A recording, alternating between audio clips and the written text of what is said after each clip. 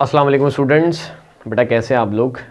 उम्मीद करता हूँ खैरियत से होंगे। एटॉमिक स्ट्रक्चर का जो चैप्टर था बेटा, उसको हमने 3 पार्ट्स में डिवाइड किया था। एक सबसे पहले आपका हिस्ट्री का पोर्शन कह लो 2 हिस्सों में डिवाइड हो रहा है। मतलब आपके पास पहला जो पोर्शन हो गया वो हो गया डिस्कवरीज का पोर्शन, जिसमें आपने बहुत सारी डिस्कवरीज पढ़ ली। इलेक्ट्रॉन की डिस्कवरी पढ़ी, प्रोटॉन की डिस्कवरी पढ़ी, न्यूट्रॉन की डिस्कवरी पढ़ी।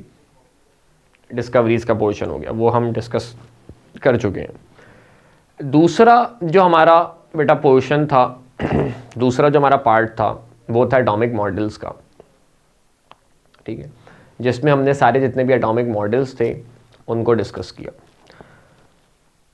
अब यहाँ पे हम एटॉमिक स्ट्रक्चर का तीसरा पार्ट पढ़ने जा रहे हैं।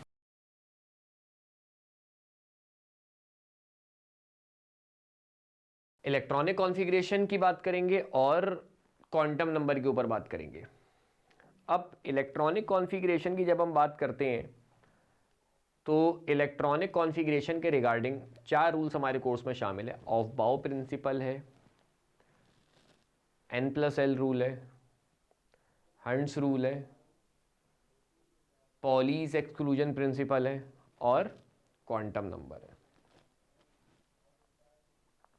ठीक है, सबसे पहले आपके पास आ गया ऑफ बाउ प्रिंसिपल, फिर N+L rule, Hund's rule, Pauli's exclusion principle, quantum number. और क्वांटम नंबर आगे हम पढ़ेंगे। 4 तरह के quantum number, principal quantum number, azimuthal quantum number, magnetic quantum number और स्पिन क्वांटम नंबर। ठीक है, वैसे एक छोटा सा इंट्रोडक्शन यहाँ पे लिखा हुआ है कि प्रिंसिपल क्वांटम नंबर जो है वो आपका इलेक्ट्रॉन का डिस्टेंस बताता है न्यूक्लियस से। Azimuthal quantum number shape of orbital बताता है। मैग्नेटिक क्वांटम नंबर ओरिएंटेशन बताता है और स्पिन क्वांटम नंबर इलेक्ट्रॉन की स्पिन बताता है। खैर इन सारी चीज़ों को हम आगे डिटेल में डिस्कस करेंगे। ऑफ बाउ प्रिंसिपल की बेटा अगर हम बात करें, ऑफ बाउ आपका जर्मन वर्ड है जिसका मतलब होता है बिल्डिंग अप। ठीक है, ऑफ बाउ आपका जर्मन वर्ड है जिसका मतलब होता है बिल्डिंग अप।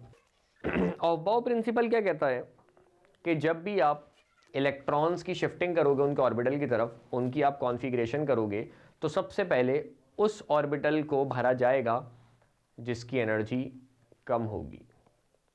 सही है, कम एनर्जी वाले ऑर्बिटल को पहले भरा जाएगा, ज़्यादा एनर्जी वाले ऑर्बिटल को बाद में भरा जाएगा जब भी आप किसी एटम की इलेक्ट्रॉनिक कॉन्फ़िगरेशन करोगे। तो जैसे एक ग्राफिकल रिप्रेजेंटेशन दी हुई है कि सबसे कम एनर्जी आपकी 1s की होती है, इसमें इलेक्ट्रॉन सबसे पहले डालोगे, फिर 2s, 2p, 3s, 3p, 4s, 3d, 4p and so on. इस तरीके से आप ऑर्बिटल्स में इलेक्ट्रॉन को डालोगे। जिस ऑर्बिटल की एनर्जी कम है उसमें आप इलेक्ट्रॉन को पहले डालोगे, जिसकी एनर्जी ज़्यादा है उसमें आप इलेक्ट्रॉन को बाद में डालोगे। सवाल ये, हमें कैसे पता चलेगा किस ऑर्बिटल की एनर्जी ज़्यादा है किसकी कम है? मतलब ये जो सीक्वेंस हमने बनाई है एनर्जी की, 1s की एनर्जी कम है, 2s की उससे ज़्यादा, 2p की उससे ज़्यादा, 3s की उससे ज़्यादा, ये हमें कैसे पता चलेगा किस ऑर्बिटल की एनर्जी कम है किसकी ज़्यादा है? तो ये पता लगाने का एक तरीका होता है। आपके पास 1 से लेके 7 तक के नंबर आपको नज़र आ रहे होंगे। ये जो 1 से लेके 7 तक के नंबर है बेटा, आपके पास ये 7 शेल हैं, 7 ऑर्बिट हैं। अब आपको मालूम होगा बेटा कि पहले शेल में 2 इलेक्ट्रॉन आते हैं। सही है, उसका एक अदद फॉर्मूला भी होता है आपके पास, 2n²। सही है, किसी भी शेल में आपको इलेक्ट्रॉन निकालने हो तो आप इस फॉर्मूले से निकाल सकते हो। अगर आपको पहले शेल में इलेक्ट्रॉन निकालने हो बेटा तो n की जगह 1 पुट करो, 1 का स्क्वायर 1, 1 2 2, तो पहले शेल में 2 इलेक्ट्रॉन आते हैं। 2 दूसरे शेल की बात करो तो n की जगह 2 डालो, 2 का स्क्वायर 4, 4 2 8, दूसरे शेल में 8 इलेक्ट्रॉन आते हैं। तीसरे की बात करो तो n की जगह 3 डालो, 3 का स्क्वायर 9, 9 2 18, तीसरे शेल में 18 इलेक्ट्रॉन आते हैं। 4 की बात करो तो n की जगह 4 डालो, 4 का स्क्वायर 16, 16 2 32, तो चौथे शेल में 32 इलेक्ट्रॉन्स आते हैं। तो अगर हम पहले शेल की बात करें तो पहले शेल में आते हैं बेटा 2 इलेक्ट्रॉन। तो 2 इलेक्ट्रॉन को रखने के लिए आपके पास सिर्फ एक ही सब शेल होना चाहिए, डेट इज s, क्योंकि s की मैक्सिमम कैपेसिटी 2 इलेक्ट्रॉन्स की होती है। 2 इलेक्ट्रॉन आते हैं तो 2 इलेक्ट्रॉन को रखने के लिए सिर्फ s आपके पास मौजूद होना चाहिए। तो 1 एस लिख दिया, ख़त्म किया, इसके बाद आगे नहीं गए। दूसरे शेल में आए, दूसरे शेल में बेटा फॉर्मूले से निकालो, 8 इलेक्ट्रॉन्स आते हैं तो 2 इलेक्ट्रॉन आपके एस में जाएंगे, 6 इलेक्ट्रॉन आपके पी में जाएंगे, यानी दूसरे शेल में एस भी होगा और पी भी होगा। तो दूसरे शेल में 2s लिख दिया, 2p लिख दिया। तीसरे शेल की बात करें तो तीसरे शेल में इस फॉर्मूले से बेटा अगर आप निकालोगे तो आपके पास 18 इलेक्ट्रॉन्स आएंगे, यानी तीसरे शेल में s भी होगा, p भी होगा और d भी होगा। तो 3s 3p 3d लिख दिया। चौथे शेल की बात करोगे तो चौथे शेल में 32 इलेक्ट्रॉन आते हैं, यानी उसमें s भी होगा, p भी होगा, d भी होगा, f भी होगा। ठीक है, हमारे कोर्स में ये 4 सबशेल्स ही शामिल हैं, SPDF। तो हम ये जो फॉर्मूला अप्लाई करते हैं ये चौथे शेल तक के लिए अप्लाई करते हैं। फिर 5वें शेल में भी हम कहते हैं कि भाई इतने ही इलेक्ट्रॉन्स है, छठे में भी इतने इलेक्ट्रॉन्स है, 7वें में भी इतने इलेक्ट्रॉन्स हैं, क्योंकि हमारे कोर्स में SPDF 4 सबशेल्स को ही जो है वो शामिल किया गया है।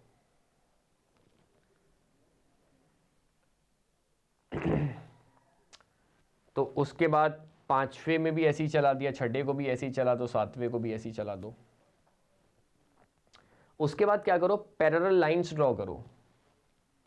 पैरेलल लाइन जो आपस में इंटरसेक्ट ना करें। ये लाइन ड्रॉ की, ये लाइन ड्रॉ की, ये लाइन ड्रॉ की, ये लाइन ड्रॉ की, ये सारी हमने पैरेलल लाइंस ड्रॉ कर दी। अब इस लाइन में जो सबसे पहले आएगा उसकी एनर्जी सबसे कम होगी। तो सबसे पहले आया इस लाइन में बेटा 1s, तो 1s की एनर्जी देखो बेटा सबसे कम है, 1s में सबसे पहले इलेक्ट्रॉन्स जाएंगे। उसके बाद दूसरी लाइन में कौन है बेटा 2s, तो दूसरे नंबर पे जो एनर्जी होगी वो 2s की होगी, यानी 1s से ज़्यादा 2s की, तो 1s के बाद 2s को भरेंगे। फिर तीसरी लाइन में 2 आए बेटा 2p और 3s, पहले कौन आए 2p और फिर आए 3s, तो पहले 2p को भरेंगे फिर 3s को भरेंगे।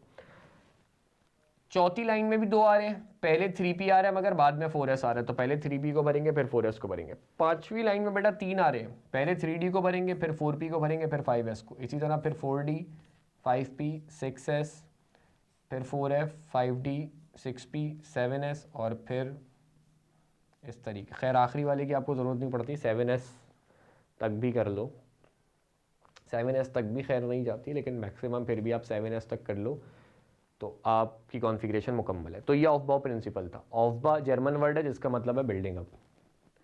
तो ऑफबाउ ने कहा इलेक्ट्रॉन्स उन ऑर्बिटल्स में जाएंगे जिसकी एनर्जी कम होगी, और एनर्जी कम कैसे होगी उसका एक ग्राफिकल तरीका इसने दे दिया कि आप 1 से लेकर 7 तक शेल्स लिखो, इसके सब शेल्स लिखो। पहले शेल में सिर्फ S होगा, दूसरे शेल में S और P होगा, तीसरे शेल में SPD होगा, चौथे शेल में SPDF होगा, एंड सो ऑन। फिर इसी तरह चलता रहेगा, क्योंकि F से ज़्यादा कोई सब शेल हमारे कोर्स में शामिल नहीं किया गया है, हमने F तक पढ़ना है। उसके बाद पैरेलल लाइंस ड्रॉ करो। तो सबसे पहले लाइन में 1s आएगा, 1s की एनर्जी कम है, फिर 2s फिर 2p, इस तरीके से चलता रहेगा। ठीक है, तो ये आपका ऑफबाउ प्रिंसिपल था जिससे आपकी कुछ इस तरह की सीक्वेंस बनी है। ये देखो वही सीक्वेंस है, 1s 2s 2p and so on. ये आपकी पूरी सीक्वेंस जो है वो बनी है। ठीक है, और सबसे पहले अगर आप देखो तो ऑफबाउ प्रिंसिपल की स्टेटमेंट लिखी है कि इलेक्ट्रॉन सबसे पहले उस ऑर्बिटल को ऑक्यूपाई करेंगे जिसकी एनर्जी सबसे कम होगी। ठीक है, अच्छा बीच में कुछ बातें n+l रूल की लिखी हुई है, तो n+l रूल को डिस्कस करते हैं, फिर हम उस पे चलते हैं बीच की बातों पे। अच्छा, ऑफबाउ प्रिंसिपल ने जो इसकी मदद से जो हमें सीक्वेंस मिली है, इससे हमें कुछ एटम्स की करनी है कॉन्फ़िगरेशन, जैसे मैग्नीशियम की करनी है, सल्फ़र की करनी है। मैग्नीशियम का एटॉमिक नंबर हमें दिया हुआ है कितना 12। तो अगर हम इसकी कॉन्फ़िगरेशन करेंगे, 12 की अगर हम कॉन्फ़िगरेशन बेटा करने जा रहे हैं, सबसे पहले आता है 1s लिख दिया। ठीक है, सबसे पहले देखो 1s आ रहा है, 1s लिख दिया। अब s में मैक्सिमम कैपेसिटी बेटा 2 इलेक्ट्रॉन्स की होती है, सही है। एस में मैक्सिमम जो इलेक्ट्रॉन्स आते हैं आपके पास वो 2 आते हैं। अच्छा, ये निकालने का भी एक फॉर्मूला होता है, ये फॉर्मूला होता है 2 की पावर 2l + 1, वेयर l ये आगे क्वांटम नंबर में हम पढ़ेंगे, लेकिन अभी इसका जिक्र हो रहा है तो चलो थोड़ा सा बता देता हूँ। l की वैल्यू s के लिए 0 होती है, p के लिए 1 होती है, d के लिए 2 होती है, f के लिए 3 होती है। तो अगर आप s की बात करो, l की जगह 0 डालो बेटा, 2 0 से मल्टीप्लाई हुआ 0, 0 + 1 1, 1 को 2 से मल्टीप्लाई करो 2, तो s में मैक्सिमम 2 इलेक्ट्रॉन्स आते हैं। सही है, s में मैक्सिमम 2 इलेक्ट्रॉन्स आते हैं। इलेक्ट्रॉन पे नेगेटिव चार्ज होता है। p की बात करो बेटा, तो l की जगह क्या डाल दोगे, 1 डाल दोगे, 2 1 2, 2 + 1 3, 3 को 2 से मल्टीप्लाई करो 6, तो p में बेटा आपके पास 6 इलेक्ट्रॉन आते हैं।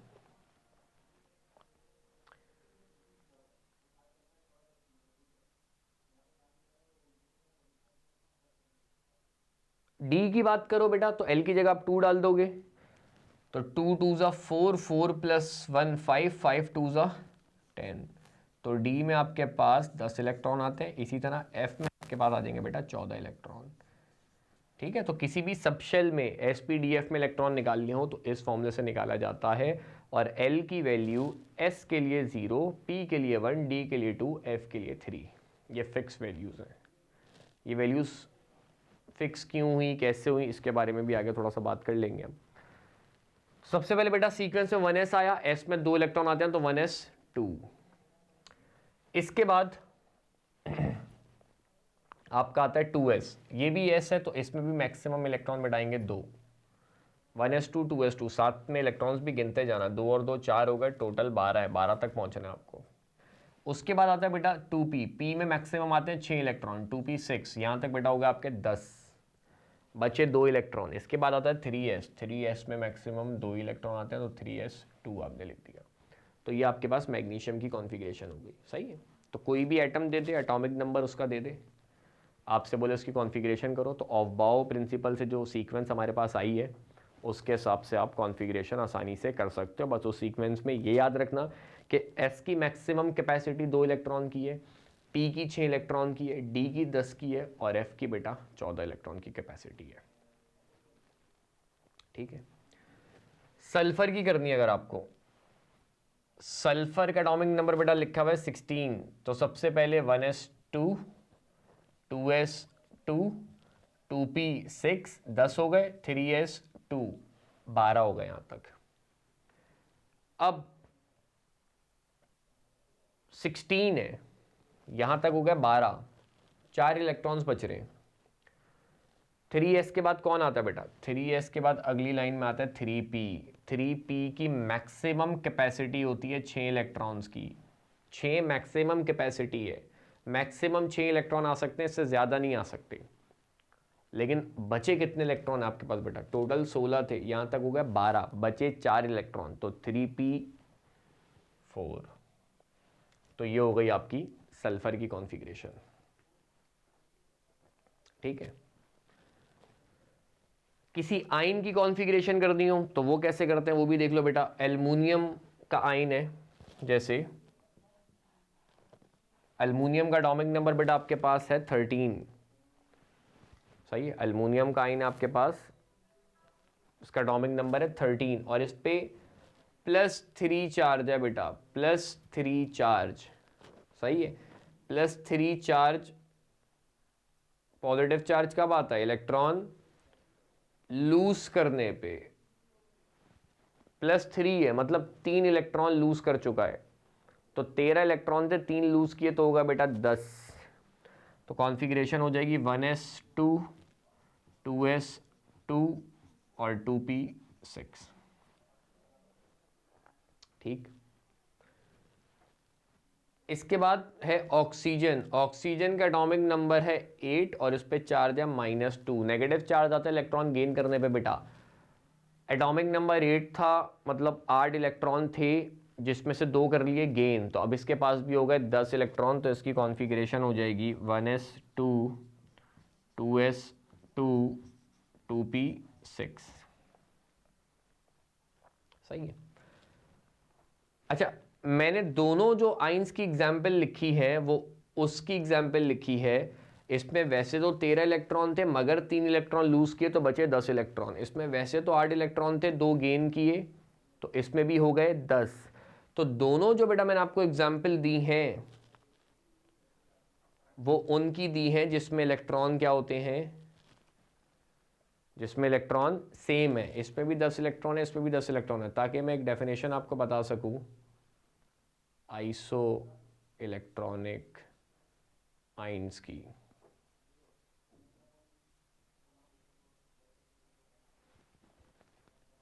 सही है। आइसो इलेक्ट्रॉनिक आइंस, आइसो मतलब सेम, इलेक्ट्रॉनिक मतलब इलेक्ट्रॉन। ऐसे आइंस जिनमें इलेक्ट्रॉन सेम हो या जिनकी इलेक्ट्रॉनिक कॉन्फ़िगरेशन सेम हो, ऐसे आइंस को हम आइसो इलेक्ट्रॉनिक आइंस कहते हैं। तो अक्सर इसका डिफरेंट यूनिवर्सिटी में एमसीक्यूज आ जाता है, मेडिकल की यूनिवर्सिटी हो या इंजीनियरिंग की कोई यूनिवर्सिटी हो, कि इनमें से कौन आइसो इलेक्ट्रॉनिक है। तो उस ऑप्शन पे टिक करोगे जिसमें इलेक्ट्रॉन सेम हो या जिसकी इलेक्ट्रॉनिक कॉन्फ़िगरेशन सेम हो, जैसे एल्युमिनियम पॉजिटिव 3 और ऑक्सीजन नेगेटिव 2। तो इन दोनों में बेटा इलेक्ट्रॉन आपके पास 10 होते हैं। इन दोनों की electronic configuration 1s2 2s2 2p6 होती हैं। तो इसमें इलेक्ट्रॉन आपके सेम होंगे।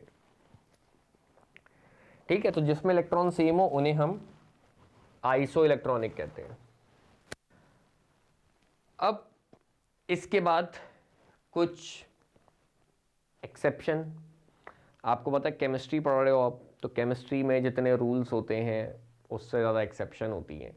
तो इलेक्ट्रॉनिक कॉन्फ़िगरेशन में भी कुछ एक्सेप्शन आती हैं। सबसे पहले आती है क्रोमियम में और उसके बाद आती है कॉपर में। क्रोमियम जिसका एटॉमिक नंबर 24 और कॉपर जिसका एटॉमिक नंबर 29। अब अगर मैं क्रोमियम की कॉन्फ़िगरेशन करूंगा बेटा, अब सीक्वेंस आप लोगों के सामने नहीं लिखी है मगर आप लोग को याद हो गई होगी या आपने नोट कर ली होगी, तो उसमें से आप देख सकते हो। सबसे पहले आता है बेटा 1s हो गया 2, फिर आता है 2s2, फिर आता है बेटा 2p6, फिर आता है 3s2, फिर आता है 3p6, उसके बाद आता है 4s और फिर आता है 3d। यही सीक्वेंस थी बेटा, देख लेना एक बार अपने पास। अब 10 इलेक्ट्रॉन और यहां तक 18 इलेक्ट्रॉन हो गए। बचे कितने इलेक्ट्रॉन बेटा? 6 इलेक्ट्रॉन।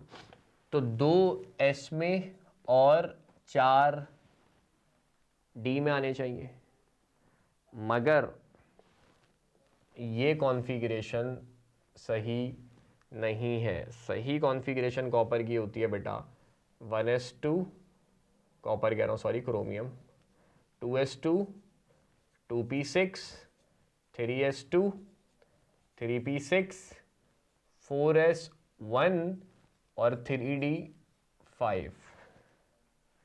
ये कॉन्फ़िगरेशन आपकी सही है, मतलब इसमें चेंज आ रहा है। यहाँ पे आपका 4s2 3d4 है और यहाँ पे 4s1 3d5 है। तो ये एक्सेप्शन है। एक्सेप्शन क्यों है भाई? ऑफबाउ ने कहा था कम एनर्जी वाले ऑर्बिटल को पहले भरोगे, ज़्यादा एनर्जी वाले ऑर्बिटल बाद में भरेंगे। तो पहले रूल के हिसाब से 4s को भरना चाहिए, फिर 3d में इलेक्ट्रॉन जाने चाहिए, मगर 4s पूरा नहीं भरता, 3d में इलेक्ट्रॉन जाना शुरू हो जाते हैं। ऐसा क्यों? देखो, ऑर्बिटल्स चाहते हैं स्टेबल रहना। सिर्फ ऑर्बिटल नहीं, हर कोई चाहता है स्टेबल रहना। हम इंसान चाहते हैं स्टेबल रहना, तो ऑर्बिटल्स भी चाहते हैं स्टेबल रहना। दुनिया में हर चीज़ चाहती है कि वो स्टेबल रहे। ऑर्बिटल की, इंसान के तो स्टेबल होने के लिए खैर डिफरेंट कंडीशंस होती हैं। हर इंसान टू इंसान वेरी करता है कि वो किस साल में खुश है, किस साल में वो अपने आप को स्टेबल मान रहा है। ऑर्बिटल की स्टेबल रहने के लिए 2 कंडीशन होती हैं, या तो वो फुल फिल्ड हो या फिर बेटा हाफ फिल्ड हो। अगर ऑर्बिटल आपका फुल फिल्ड है, कंप्लीटली फिल्ड है, तो वो स्टेबल है, या हाफ फिल्ड है तो वो स्टेबल है। तो ऑर्बिटल के स्टेबल होने के लिए ये 2 शर्तें हैं। तो डी में बेटा मैक्सिमम कितने इलेक्ट्रॉन आते हैं? 10 इलेक्ट्रॉन आएंगे तो स्टेबल होगा, और 10 का आधा 5 इलेक्ट्रॉन आएंगे तो स्टेबल होगा। तो अगर डी में 4 इलेक्ट्रॉन आ रहे हो बेटा, स्टेबिलिटी के करीब है, 5 इलेक्ट्रॉन मिल जाएंगे तो हाफ फिल्ड हो जाएगा, इसका मतलब स्टेबल हो जाएगा, तो ये 1 इलेक्ट्रॉन हासिल करने में कामयाब हो जाता है। और 1 इलेक्ट्रॉन हासिल करने में इसकी मदद कौन करता है? 4s करता है। 4s अपना 1 इलेक्ट्रॉन 3d को दे देता है। अब मुझे बताओ, क्या इसको इलेक्ट्रॉन देने से कोई नुकसान हुआ? पहले फुल फिल्ड था, अब हाफ फिल्ड है। 4s2s में 2 इलेक्ट्रॉन आते हैं, फुल फिल्ड है। अभी 1 इलेक्ट्रॉन है, 2 का आधा 1 होता है, हाफ फिल्ड है, तो अभी भी स्टेबल है, इसको कोई नुकसान अपने इलेक्ट्रॉन देने से नहीं हुआ। मगर इसका फ़ायदा कर दिया, 3d4 थे, 4 इलेक्ट्रॉन थे, 5 हो जाए तो स्टेबल हो जाएगा, तो अपना 1 इलेक्ट्रॉन उसने उसको दे दिया ताकि ये स्टेबल हो सके। तो क्रोमियम की स्टेबल कॉन्फ़िगरेशन आपकी ये होती है, यानी नॉर्मल कॉन्फ़िगरेशन क्रोमियम की ये होती है। तो आपसे बोले भाई क्रोमियम की कॉन्फ़िगरेशन क्या है, तो आप ऊपर वाली नहीं लिखो, क्योंकि वहाँ स्टेबल कॉन्फ़िगरेशन है, वो खुद ब खुद ही 1 इलेक्ट्रॉन आगे चला जाएगा। तो क्रोमियम आपको जब भी मिलेगा ऐसे ही मिलेगा। तो ये क्रोमियम की कॉन्फ़िगरेशन होती है। सही है। तो डी में अगर 4 इलेक्ट्रॉन्स आ रहे हो तो उसको 5 कर देना, इसी तरह 9 आ रहे हो तो उसको 10 कर देना। सही है। अच्छा, ये काम सिर्फ यहीं पे होता है। अगर जैसे मिसाल के तौर पर मैं आपको बोलूं एटॉमिक नंबर 9 किसका होता है? एटॉमिक नंबर 9 होता है फ्लोरीन का। तो अगर मैं आपसे बोलूं फ्लोरीन की बात करूं, सॉरी, अगर मैं आपसे फ्लोरीन की बात करूं तो फ्लोरीन का एटॉमिक नंबर होता है 9, तो फ्लोरीन की कॉन्फ़िगरेशन बनेगी 1s2 2s2 2p5 ही बनेगी। अब अक्सर बच्चे सोचते हैं कि भाई यहाँ पे आपने क्यों नहीं किया, यहाँ भी तो आप कर सकते थे, S का 1 इलेक्ट्रॉन P में दे देते तो S हाफ फिल्ड हो जाता, P कंप्लीट हो जाता। यहाँ पे ऐसा नहीं किया हमने, यहाँ पे ऐसा कर रहे हैं। तो उसका रीज़न ये, अगर आप पीछे थोड़ा सा आओ तो मैंने एक एनर्जी की जो डायग्राम जो आपको बनाई थी ग्राफिकल फॉर्म में, अगर आप इसमें देखो तो इसमें अगर आप बेटा ज़रा थोड़ा सा गौर करो, वो ये कि आपका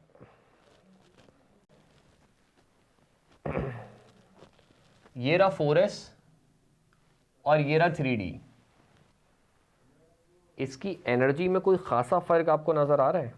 को बहुत ज़्यादा फ़र्क नज़र आ रहा है? अगर मैं बिल्कुल इसके सीधे एक लाइन खींचूँ, ये इसकी एनर्जी है, और इसके सीधे लाइन खींचूँ तो ये इसकी एनर्जी है, तो इतना कोई ख़ास फ़र्क इनके दरमियान एनर्जी का नहीं होता, बस इतना सा डिफरेंस है, सिर्फ एनर्जी डिफरेंस बहुत कम है। तो इस वजह से 4s और 3d के बीच में इलेक्ट्रॉन का ट्रांजिशन आसानी से हो जाता है, मगर 2s और 2p में ऐसा नहीं होता। इसमें देखो अच्छा खासा डिफरेंस है, ये रहा 2s और ये रहा 2p, तो एनर्जी का डिफरेंस थोड़ा सा ज़्यादा है, तो इसलिए 2s से 2p में इलेक्ट्रॉन नहीं जाते, सिर्फ s और d के बीच में ट्रांजिशन करनी है। समझ रहे हो? d में 4 इलेक्ट्रॉन आ रहे हो तो s से 1 लेके 5 कर देना, 9 आ रहे हो तो 1 लेके 10 कर देना, क्योंकि इनके बीच एनर्जी का डिफरेंस कम होता है, तो इनके बीच ट्रांजिशन पॉसिबल है।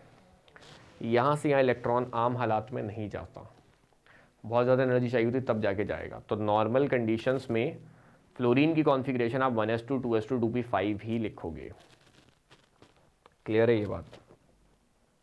अक्सर बच्चों के जहन में सवाल आता है, तो इसलिए मैंने इस चीज़ को पहले ही क्लियर कर दिया कि भाई फ्लोरीन की कॉन्फ़िगरेशन में फिर हम ऐसा क्यों नहीं कर रहे। सही है, तो इसका रीज़न ये 4s और 3d में, यानी s और d में ट्रांजिशन आप आसानी से कर सकते हो, s और p के बीच एनर्जी का डिफरेंस ज़्यादा होता तो उसमें ट्रांजिशन आप नहीं कर सकते। इसी तरह बेटा कॉपर की अगर आप कॉन्फ़िगरेशन करोगे, कॉपर की अगर आप कॉन्फ़िगरेशन करोगे तो कॉपर की भी configuration 1s2 2s2 2p6 3s2 3p6 4s2 3d9 नहीं करोगे। ये कॉन्फ़िगरेशन इसकी सही नहीं है। सही कॉन्फ़िगरेशन क्या होगी? 1s2 2s2 2p6 3s2 3p6 4s2 sorry 4s1 और 3d10। ठीक है, तो ये आपकी अनस्टेबल कॉन्फ़िगरेशन है, ये स्टेबल कॉन्फ़िगरेशन है। तो सबसे पहली जो एक्सेप्शन आती है वो आपकी आती है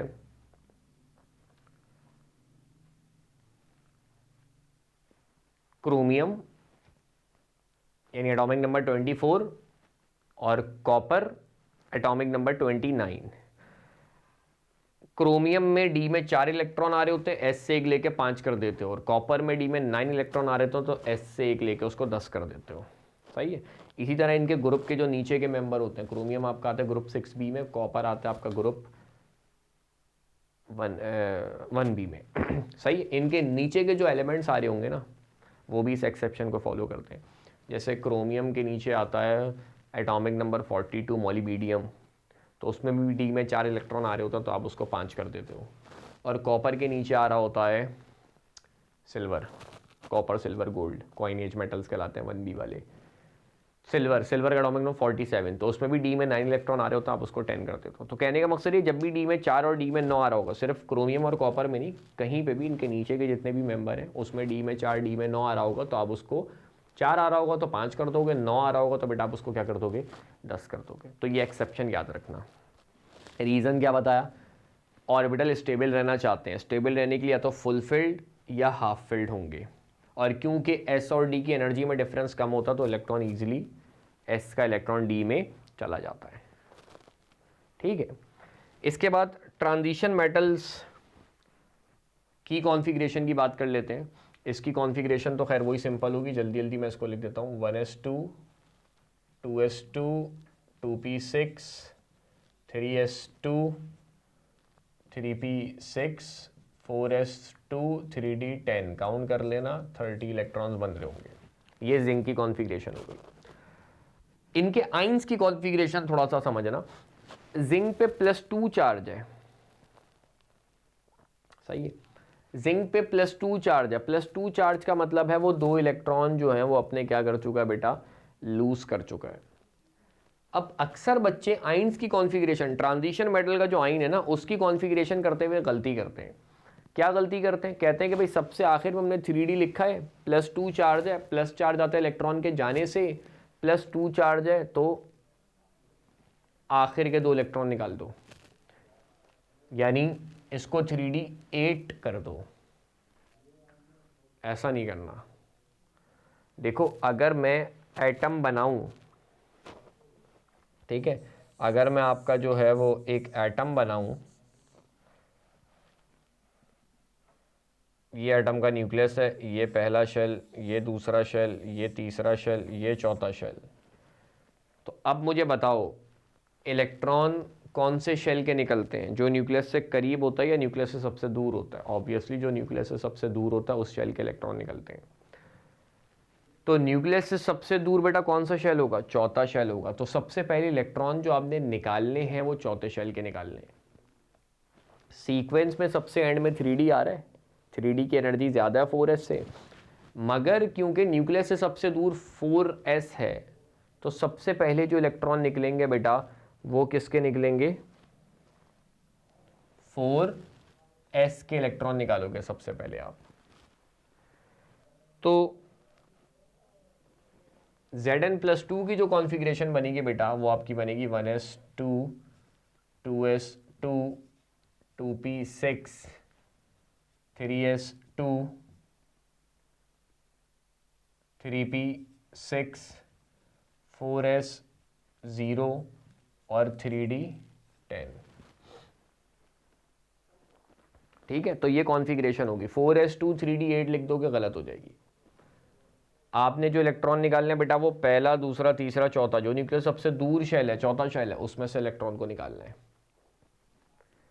सही है। इसी तरह आयरन का एटॉमिक नंबर बेटा 26 है, तो इसकी कॉन्फ़िगरेशन करोगे, जल्दी जल्दी करते हैं। 1s2 2s2 2p6 3s2 3p6 4s2 3d6।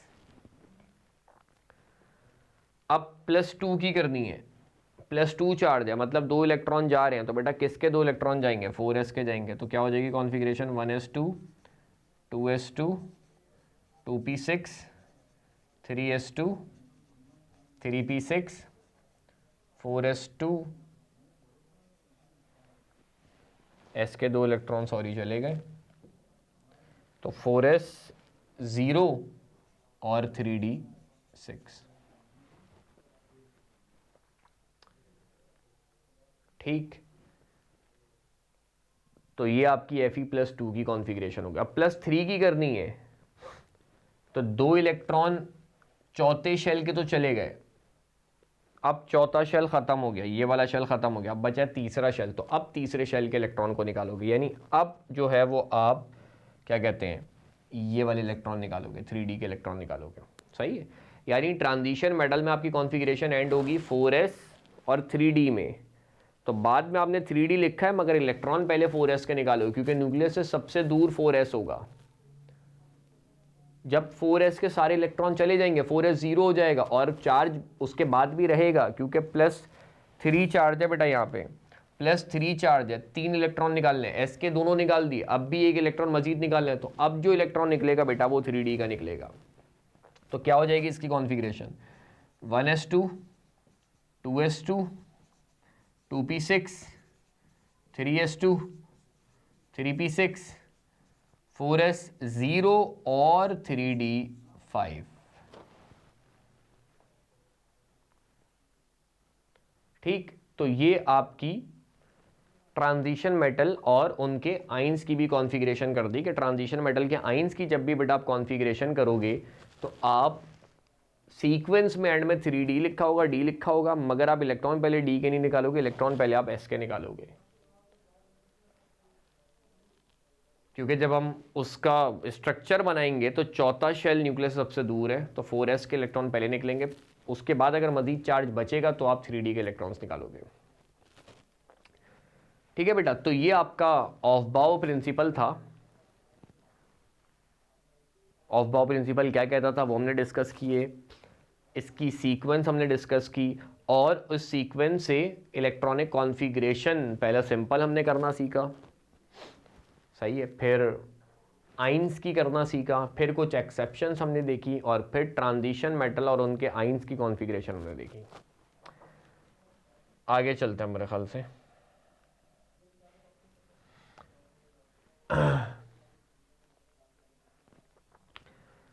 इसके बाद दूसरे नंबर पे आपका, वैसे तो ऑफ बाउ के बाद n+l रूल आता है, लेकिन n+l रूल में वही बातें हैं जो ऑफ बाउ प्रिंसिपल में है, तो उसको भी चलो खैर अभी हम डिस्कस करेंगे। पहले बात कर लेते हैं हंट्स रूल की। सही है, खैर उसमें सीक्वेंस का कोई वो नहीं है कि आप ऑफ बाउ के बाद n+l रूल ही पढ़ो फिर हंट्स रूल ही पढ़ो। हंट्स रूल की अगर हम बेटा बात करें, हंट्स रूल आपका क्या होता है, हंट्स रूल कहता है कि जब भी आप बात करोगे डीजेनरेटेड ऑर्बिटल की, सही है, जब भी आप बात करोगे डीजेनरेटेड ऑर्बिटल की, ऑफ बाउ ने देखो क्या कहा, जिस ऑर्बिटल की एनर्जी कम है उसमें आप इलेक्ट्रॉन को पहले डालो, जिसकी एनर्जी ज़्यादा है उसमें आप इलेक्ट्रॉन को बाद में डालो। अगर आपके पास डीजेनरेटेड ऑर्बिटल्स हों, डीजेनरेटेड ऑर्बिटल्स का मतलब ऐसे ऑर्बिटल्स जिन की एनर्जी सेम हो, सही है, लिख भी देता हूं मैं, डीजेनरेटेड ऑर्बिटल हंट्स रूल वहां पे लगता है जब आपके पास आ जाएंगे डीजेनरेटेड ऑर्बिटल्स। सही है, डीजेनरेटेड ऑर्बिटल्स क्या होते हैं, वो ऑर्बिटल्स होते हैं orbitals having same energy. Same energy वाले जो ऑर्बिटल होते हैं ना, उन ऑर्बिटल को हम डीजेनरेटेड ऑर्बिटल कहते हैं। तो ऑफ बाउ ने कहा कम एनर्जी वाले ऑर्बिटल में इलेक्ट्रॉन पहले डालोगे, ज़्यादा एनर्जी वाले ऑर्बिटल में इलेक्ट्रॉन बाद में डालोगे। अगर आपके पास इक्वल एनर्जी वाले ऑर्बिटल आ जाएंगे बेटा, अगर आपके पास इक्वल एनर्जी वाले ऑर्बिटल आ जाएंगे तो आप क्या करोगे, तो वहां पे हम लगाएंगे हंट्स रूल को। जैसे मिसाल के तौर पर, मिसाल से समझते हैं इसको, नाइट्रोजन की मिसाल दी हुई है, नाइट्रोजन का एटॉमिक नंबर होता है बेटा 7, तो उसकी कॉन्फ़िगरेशन होगी 1s2, 2s2, और 2p, 2 2 4 और 2p 3। सही है, ये आपका नाइट्रोजन की कॉन्फ़िगरेशन कर दी। अब एक नई चीज़ यहाँ पे मैं बताने लगा हूँ आपको, वो क्या कि P की अगर हम बात करें बेटा, तो P के 3 ऑर्बिटल्स बनते हैं। थोड़ा सा बड़ा करके इसको बनाता हूँ। P की अगर हम बात करें तो P के 3 ऑर्बिटल्स बनते हैं। सही है। अब अगर मैं बोलूं इस ऑर्बिटल की एनर्जी, इस ऑर्बिटल की एनर्जी, इस ऑर्बिटल की एनर्जी बराबर है, तो इन ऑर्बिटल्स को हम डीजेनरेटेड ऑर्बिटल्स कहते हैं। ऐसा ही है, 2p के ही है ना तीनों, तो किसकी एनर्जी ज़्यादा किसकी कम, सबकी सेम होगी, तो ये आपके डीजेनरेटेड ऑर्बिटल्स हैं। तो इस पे मुझे इलेक्ट्रॉन डालने, कितने डालने, 3 इलेक्ट्रॉन डालने, तो मैं फॉलो करूंगा हंस रूल को। अच्छा, P के 3 ऑर्बिटल कैसे है, इसके बारे में भी ज़रा थोड़ा सा आप लोगों को बता देता हूँ। ये निकालने का भी फॉर्मूला होता है, क्या, 2l+1। किसी भी सबशेल में आपको ऑर्बिटल निकालने हो तो आप इस फॉर्मूले से निकाल सकते हो। S की बात करें तो S का L क्या बताया मैंने, 0, तो L की जगह 0 डालो, 2 0 से मल्टीप्लाई हुआ 0, 0 + 1 1, तो S का एक ऑर्बिटल, एक डीजेनरेटेड ऑर्बिटल बनेगा। P की बात करो, P के लिए L वैल्यू 1 होती है, 1 डालो, 2 1 2, 2 + 1 3, तो P के 3 डीजेनरेटेड ऑर्बिटल्स बनेंगे, जो कि मैंने बना दिए। सही है, इनको नाम भी देते हैं, एक को X बोलते हैं, एक को Y बोलते हैं और एक को Z बोलते हैं। D की बात करो तो 2 डालोगे, 2 2 4 + 1 5, तो D के 5 डीजेनरेटेड ऑर्बिटल्स बनेंगे। इसी तरह F के 7 बनेंगे। खैर, P के मैंने 3 ऑर्बिटल बना दिए। अब हंस रूल क्या कहता है, हंस रूल ये कहता है कि इसमें जो आपके इलेक्ट्रॉन्स हैं, इसमें इलेक्ट्रॉन डालने, तीनों में मिला के कितने, 3, तो इसमें पहला इलेक्ट्रॉन आपका ऐसे आ जाएगा।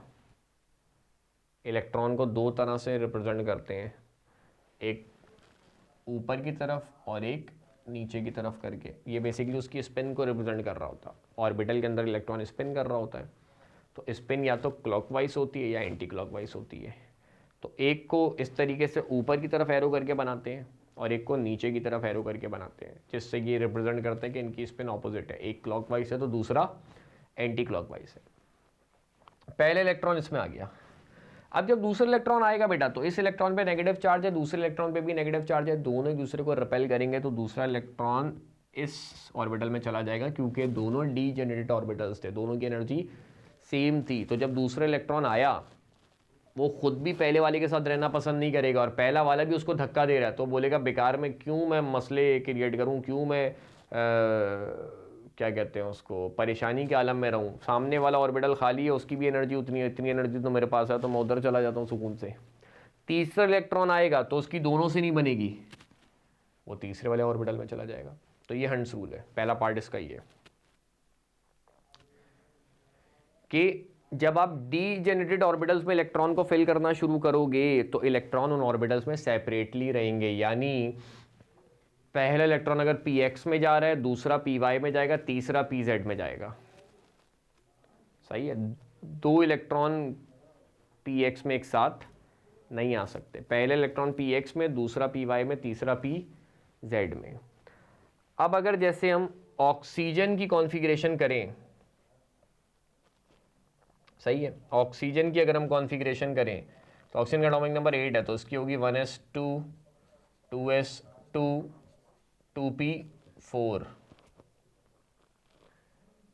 p के अगेन वो 3 ऑर्बिटल बनेंगे, एक को बोलेंगे x, एक को बोलेंगे y, एक को बोलेंगे z। पहले इलेक्ट्रॉन आ गया x में, दूसरा y में, तीसरा z में। अब p में मैक्सिमम हमने पढ़ा है 6 इलेक्ट्रॉन आ सकते हैं, अभी तो खैर फिलहाल 4 हैं।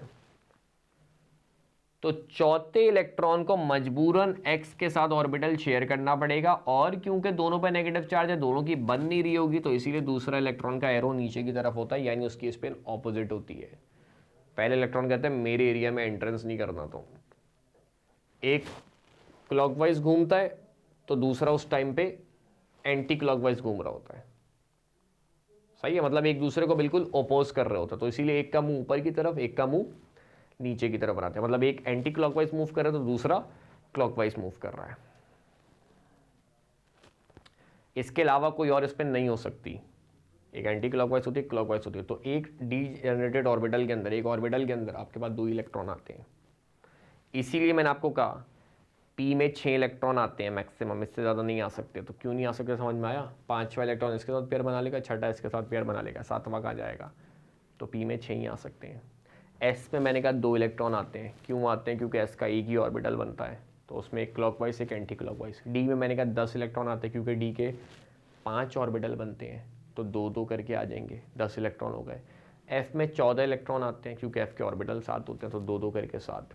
तो कहानियाँ समझ में आती जा रही हैं। मतलब ये टॉपिक एक साथ क्लियर नहीं होता। मतलब आपने शुरू में लेक्चर लगाया, आपको यार पहली ही बारी में सब चीज़ें समझ में आना शुरू हो जाए। ऐसा जैसे जैसे स्टेप बाय स्टेप आगे बढ़ते रहेंगे, पुरानी जो आपकी क्वेरीज़ हैं, पुराने जो आपके जहन में सवालात हैं, वो खुद ही अच्छा ये ऐसे था, अच्छा यहाँ पे सर ने बताया था यूँ, तो ये इसी वजह से बताया था, ये सारी चीज़ें आपकी खुद ही टाइम के साथ साथ क्लियर होती रहेंगी। सही है, तो हर चीज़ का जवाब मैं शुरू में नहीं दे रहा, टाइम के साथ साथ आगे की चीज़ें आप पढ़ते जाओगे तो खुद ही आपकी चीज़ें ऑटोमेटिकली क्लियर होती रहेंगी। अच्छा, इसके बाद फिर से नाइट्रोजन की तो करना बेकार है, फ्लोरीन की कर लो। फ्लोरीन का एटॉमिक नंबर 9, तो इसकी हो जाएगी 1s2 2s2 2p5। अब अगेन वही बात बेटा, p के बनेंगे 3 ऑर्बिटल,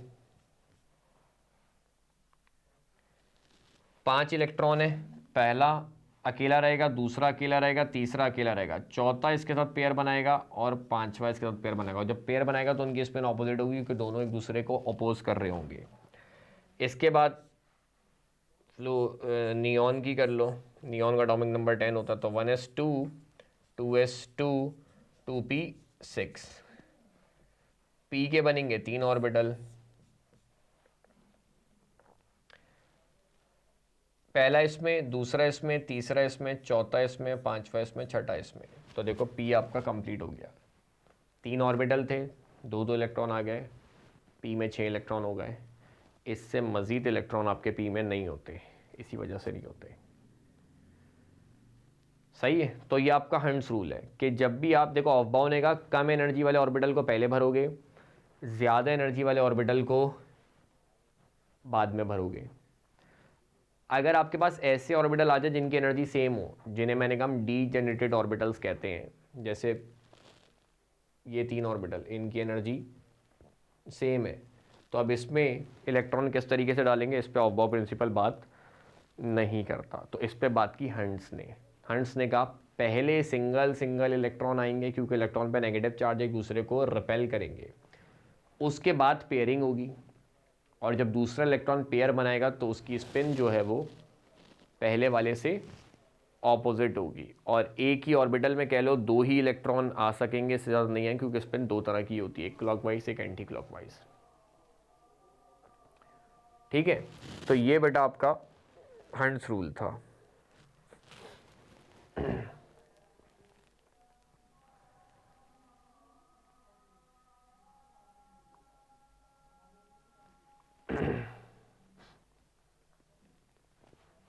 इसके बाद इसकी कुछ बातें बताई हुई हैं, जैसे पहली वाली कॉन्फ़िगरेशन देखो, 1s2 मतलब कोई एटम था जिसका एटॉमिक नंबर 3 था, 3 एटॉमिक नंबर आपको पता है लिथियम का होता है, तो उसकी कॉन्फ़िगरेशन होगी 1s2 2s1। s में 2 इलेक्ट्रॉन है, स्पिन ऑपोजिट है। ये कोई ऐसा एलिमेंट है जिसका एटॉमिक नंबर 5 है, बोरॉन का होता है, तो 1s2 2s2 p में 1 इलेक्ट्रॉन है, तो ऊपर बनाओ नीचे बनाओ फ़र्क नहीं पड़ता, ये भी कॉन्फ़िगरेशन सही है। सी में आपका एक एलिमेंट है जिसकी एटॉमिक नंबर 6 है, जैसे कार्बन है, तो 1s2 2s2 ये तो सही है, अब जब एक को आपने पहला ऊपर की तरफ बना दी है तो दूसरा नीचे की तरफ नहीं हो सकता।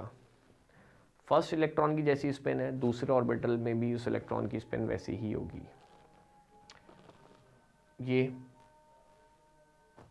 पहले की जैसी स्पिन थी, दूसरी की वैसी स्पिन है, तो ये आपका इलेक्ट्रॉनिक कॉन्फ़िगरेशन करेक्ट है।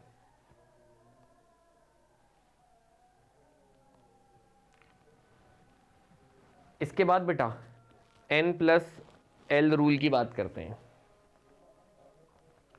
ठीक है, N+L रूल की बात करते हैं।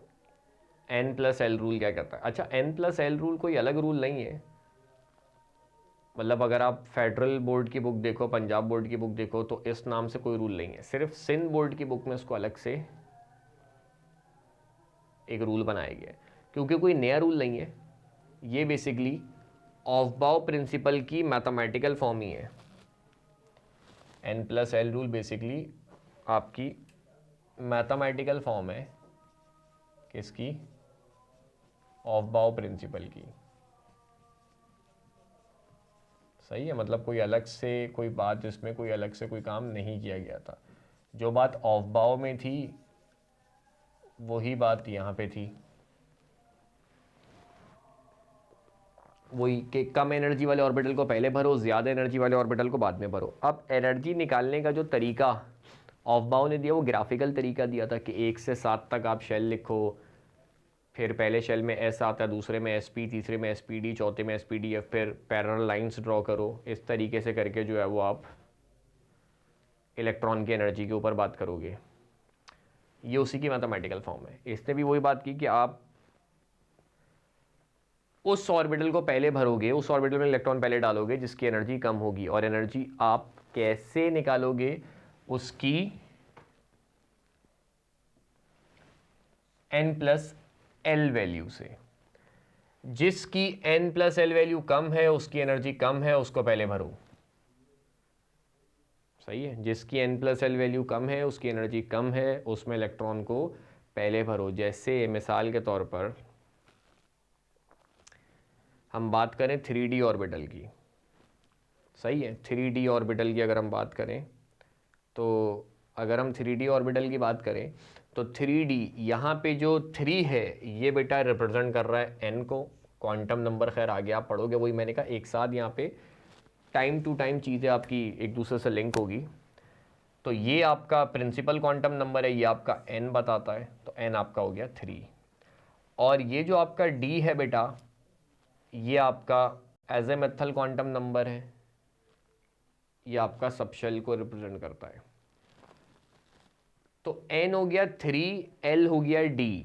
सही है, जो कोफिशिएंट लगा हुआ है, जो शेल है वो आपका N कहलाएगा, प्रिंसिपल क्वांटम नंबर कहलाएगा, और जो सबशेल लगा हुआ है यानी जो लेटर लगा हुआ है SPDF में से, वो आपका L कहलाएगा, यानी वो आपका सबशेल कहलाएगा।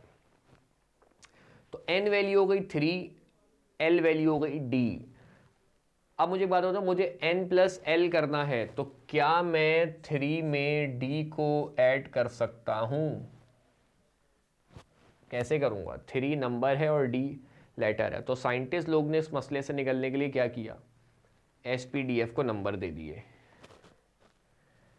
S को 0 का नंबर दे दिया, P को 1 का दे दिया, D को 2 का दे दिया, F को 3, क्योंकि S की एनर्जी सबसे कम होती है। S को 0, फिर P को 1, फिर 2, फिर 3। ये क्वांटम नंबर उन्होंने सेट कर दिए। अब वाली बात समझ में आई पीछे जो मैंने बताई थी? किसी भी सबशेल में इलेक्ट्रॉन निकालने का या किसी भी सबशेल में ऑर्बिटल निकालने का मैंने फॉर्मूला जो लिखा था उसमें L मैंने लिखा था। तो L मैंने कहा था S के लिए 0, P के लिए 1, D के लिए 2, F के लिए 3। इसी वजह से लिखा था यहाँ पे कि जब आप N+L की बात करोगे तो N आपका नंबर है, शेल नंबर है, L आपका लेटर है। तो N और L को आप ऐड नहीं कर सकते, नंबर में नंबर ऐड कर सकते हो। तो साइंटिस्ट लोग ने SPDF को नंबर दे दिए। ठीक है, तो अगर आप N3 है, L2 है, तो N+L निकालोगे बेटा, आपके पास कितना आ जाएगा? 5। ठीक है, 6p ऑर्बिटल का निकालो। 6p है तो N हो गया 6 और P के लिए L होता है 1, तो N+L आ जाएगा आपका 7। अब इन दोनों में से मुझे बताओ पहले किसको भरेंगे और बाद में किसको भरेंगे। इसकी n+l वैल्यू 5 है, इसको पहले भरेंगे, और इसकी n+l वैल्यू ज़्यादा है, उसको बाद में भरेंगे। और ऑफ बाउ की भी सीक्वेंस में आपने देखा होगा बेटा 3D पहले आता था, 6p उसके बाद आ रहा था, 6p बाद में कहीं आता था, 3D से पहले नहीं आता था। n+l से भी वही सीक्वेंस बन रही है। तो इसलिए मैंने कहा कि बेटा n+l रूल कोई नया रूल नहीं है, उसी की मैथमेटिकल फॉर्म है।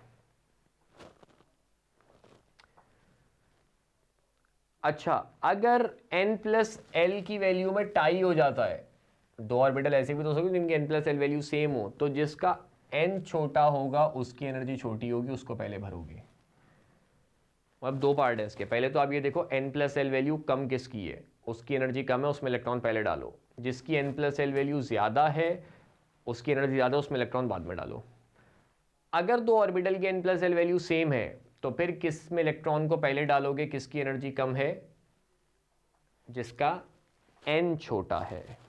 सही है, जिसका n छोटा है उसमें आप इलेक्ट्रॉन को पहले डालोगे। जैसे 5s ऑर्बिटल की बात करो, और 5s ऑर्बिटल की अगर आप बात करो, और आप बात करो 4p ऑर्बिटल की, तो 5s ऑर्बिटल की n5 और l0, तो n+l वैल्यू इसकी आ गई 5, और इसकी n+l वैल्यू भी आ गई 5। मगर n किसका छोटा है, n इसका 5 है, इसका 4 है, तो इसका n छोटा है, तो इसमें आप इलेक्ट्रॉन पहले डालोगे, फिर 5s में इलेक्ट्रॉन जाएंगे। और ऑफ बाउ की भी सीक्वेंस पीछे देख लो बेटा, यही थी, पहले 4p आता था, फिर 5s आता था। ठीक है, तो ये आपका बेटा n+l रूल था। n जो शेल होगा वो n होगा, और l आपका s,p,d,f। s के लिए आप 0 डालोगे, p के लिए 1 डालोगे, d के लिए 2 डालोगे, f के लिए 3 डालोगे। दोनों को ऐड करने पे जिसका आंसर कम आ रहा होगा उसकी एनर्जी कम है, और दोनों को ऐड करने पे जिसका आंसर बड़ा आ रहा होगा उसकी एनर्जी ज़्यादा, उसमें इलेक्ट्रॉन बाद में डालोगे। अगर दो ऑर्बिटल की n+l वैल्यू सेम हो जाए बेटा, तो जिसका n कम है उसकी एनर्जी कम है, उसमें इलेक्ट्रॉन को पहले डालोगे, और जिसका n ज़्यादा है उसकी एनर्जी ज़्यादा, उसमें इलेक्ट्रॉन आप जो है वो बाद में डालोगे।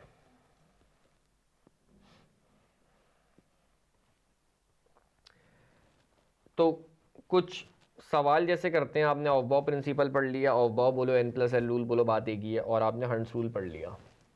तो जैसे एक सवाल है, विच रूल और principle is violated in the following. किस प्रिंसिपल और रूल की वायलेशन की जा रही है। सही है, एक सवाल है, उसमें आपको इलेक्ट्रॉनिक कॉन्फ़िगरेशन दे दी जाएगी जो कि गलत होगी। आपने 3 रूल पढ़ लिया, ऑफ बाउ प्रिंसिपल पढ़ लिया, n+l रूल पढ़ लिया, और हंस रूल पढ़ लिया। ठीक है, ऑफ बाउ प्रिंसिपल बोलो या n+l रूल बोलो, बात एक ही है, और दूसरा आपने पढ़ा है हंस रूल। तो आपको एक इलेक्ट्रॉनिक कॉन्फ़िगरेशन दे दी जाएगी जो कि गलत होगी, आपने बताना होगा किस रूल के हिसाब से गलत है। ठीक है, तो जैसे एक आध सवाल देख लेते हैं। जैसे एक सवाल है कि आपको एक कॉन्फ़िगरेशन दी हुई है, बेरिलियम का एटॉमिक नंबर होता है 4, तो कॉन्फ़िगरेशन हो जाएगी बेटा आपकी 1s2 2p2। ये कॉन्फ़िगरेशन दी हुई है आपको बेरिलियम की।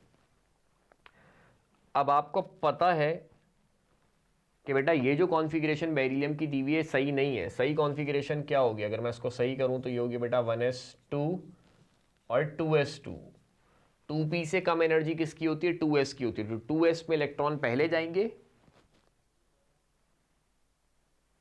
2p में इलेक्ट्रॉन बाद में जाएंगे। जब तक 2s नहीं भरेगा 2p में इलेक्ट्रॉन नहीं जा सकते। तो अगर मैं आपसे पूछूं कि भाई बताओ यहां पे किस रूल की वायलेशन हुई है,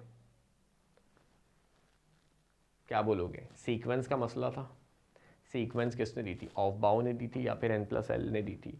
तो ये जो वायलेशन की गई है बेटा, ये ऑफ बाउ प्रिंसिपल या n+l रूल की गई है। सही है, ये जो वॉयलेशन की गई है ऑफ बाउ प्रिंसिपल या फिर n+l रूल की गई है। सही है, तो ऑप्शन में ऑफ बाउ प्रिंसिपल होगा उस पर टिक कर दोगे, n+l रूल होगा उस पर टिक कर दोगे, दोनों होंगे तो उस पर टिक कर दोगे। और जैसे कि मैंने कहा n+l रूल सिंध बोर्ड के अलावा कहीं और तो मेंशन है नहीं, तो वो लिखा हुआ आता भी नहीं, ऑफ बाउ प्रिंसिपल ही लिखा आता है, तो उस पर टिक कर दोगे। अच्छा, दूसरा सवाल,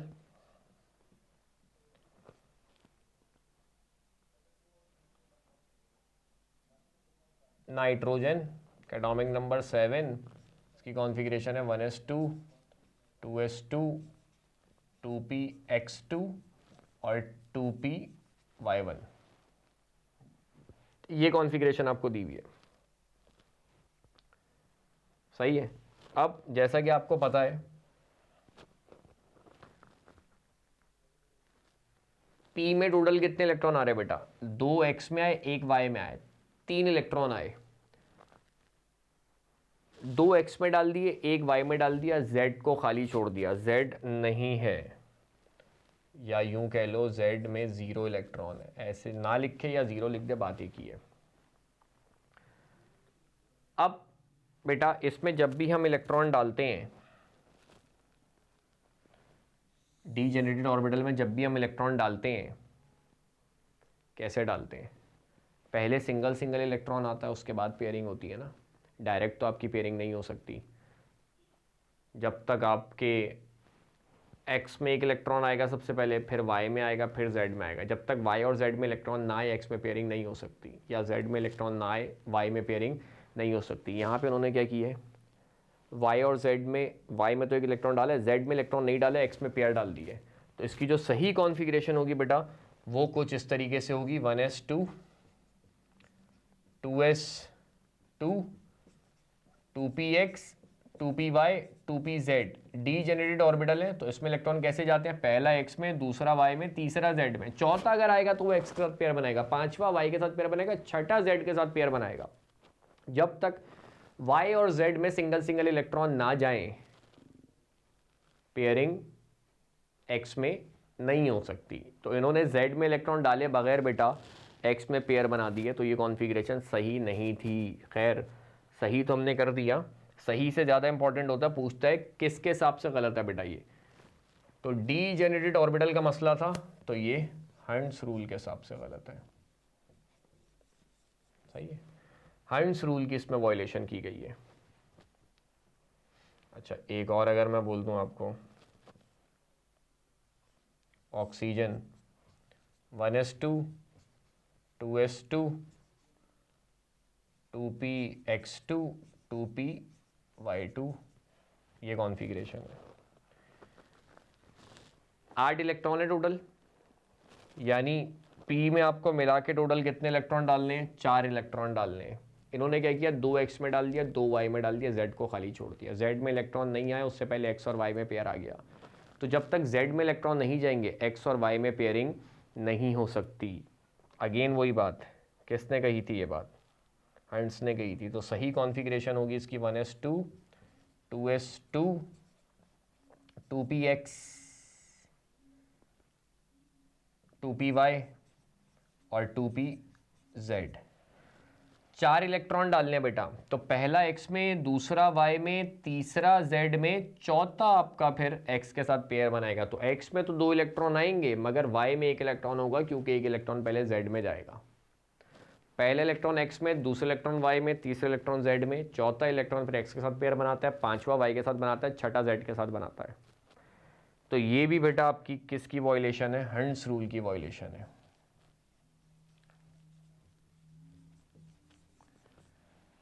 इसी तरह अगर आप एक और सवाल देखो,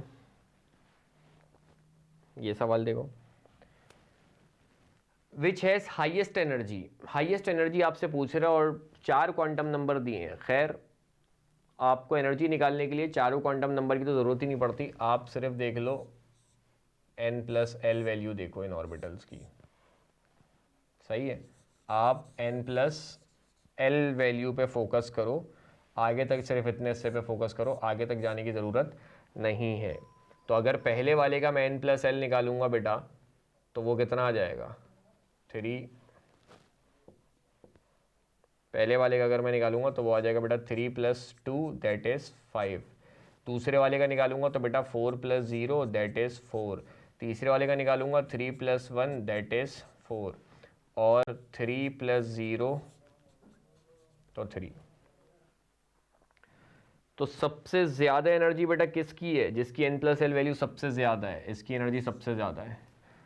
उसके बाद इसकी भी उससे कम है, इसकी भी उससे कम है, इसका n बड़ा है, इसका n छोटा है, तो इसकी एनर्जी ज़्यादा, ये दूसरे नंबर पे आएगा, ये तीसरे नंबर पे आएगा और ये चौथे नंबर पे आएगा सीक्वेंस में। असेंडिंग ऑर्डर अच्छा मैंने लिखा है, असेंडिंग में उल्टा जाएगा। सही है। तो खैर यहाँ तो सबसे ज़्यादा पूछ रहा था, तो सबसे ज़्यादा अगर आपसे पूछ रहा तो आप डायरेक्ट इस पर टिक कर दोगे। अगर ऑर्डर पूछे तो नंबर 1 पे मैंने कहा ये वाला है, नंबर 2 पे आपका ये वाला है, नंबर 3 पे आपका ये वाला है और नंबर 4 पे आपका ये वाला है। ठीक है, तो ये कुछ हमने सबसे पहले ऑफबाउ प्रिंसिपल बेटा और n plus L rule, Hund's rule, इन तीनों रूल्स को हमने डिस्कस किया और इनके कुछ क्वेश्चन डिस्कस किए।